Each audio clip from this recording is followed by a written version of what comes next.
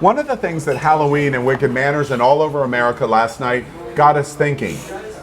There were a lot of costumes that we thought were inappropriate. There were people in blackface in some places around America. There was a big story that took place of a father in Tampa that made the national news over the weekend where he dressed as a Nazi stormtrooper and dressed his 8-year-old son as Adolf Hitler.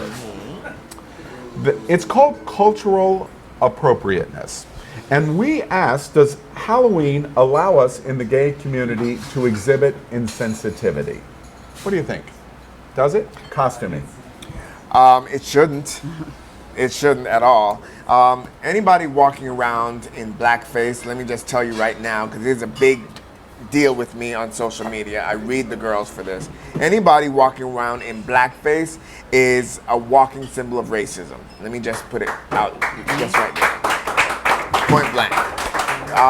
For those of you who do not understand, and there are actually some of my own gay friends that do not understand and have made excuses for people that have worn blackface. Let me just tell you, the origins of blackface, it traces back to the minstrel shows in the mid to late 19th century.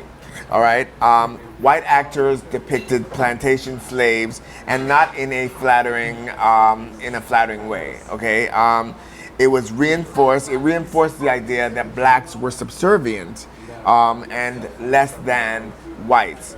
And even the very term Jim Crow was derived from an 1832 blackface minstrel number by Thomas D. Rice. So blackface is not a good look, and it's 2018. Everybody should know that by now. Also, anybody walking around wearing, Native American wear and or Nazi wear, all that shit is for the birds. Don't do it. It's not the look. You're gonna get red. So you do think it is insensitive? It's Clearly highly insensitive. And you think it's equally insensitive, not just in blackface, but in any other color, such as whiteface? Well, it's different. I do think it's different, because what is the history of whiteface? The history of whiteface is actually to make fun of the Irish, because they had similar quirks as what you would present in blackface. So whereas blackface was meant to call black people monkeys and less than, whiteface was meant to do the same thing to the Irish, make them seem less than, make them seem subhuman. I mean, okay, but as long as people are still being killed for having black skin, then I'm going to say, how fucking dare you to wearing blackface? I didn't know that, and I don't know I didn't know that about the Irish. Yeah. So if that's the case, then yes, it would be insensitive. But I just think that anybody that is trying to cross those type of lines, I think it's just very, very risky. But what's the balance between freedom of speech and freedom of expression and being insensitive? Well, here's the balance. You are, once again, you have the freedom of speech and freedom of expression. You're not going to go to jail for wearing blackface. Mm-hmm. But once again, that's the difference between right and wrong.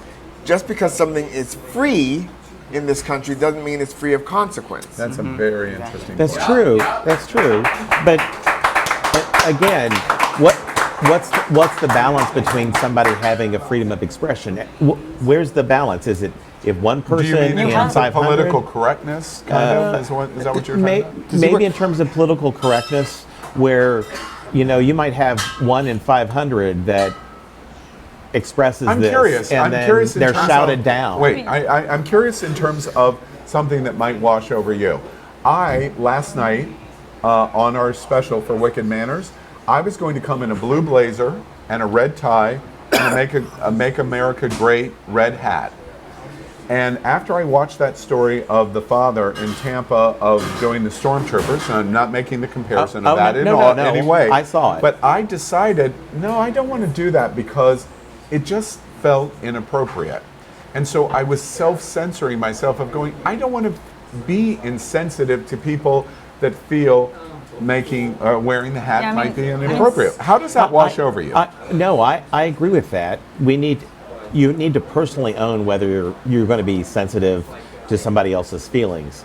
But governing what somebody else does in terms of their self-expression is something that I don't know that we can stop. Who's governing? If you do something and because of your actions, you get a reaction. That's not governing. That is a reaction to something that you've done. Governing is saying you cannot do that.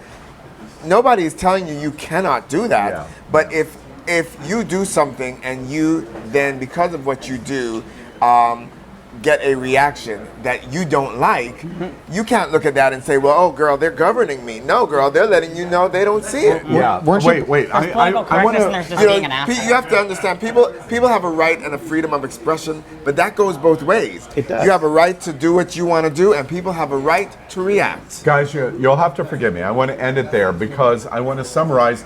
It is a new phrase that I have recently not heard of before, and it's called cultural appropriation. Right. And it's something that we've got to get more into. Yes. It's very topical for us tonight because we're Sisters tired of of perpetual post-Halloween, indulgence. and we saw a lot of costumes. Even in Wicked Manners last night, Native Americans, I bet I saw 100 costumes.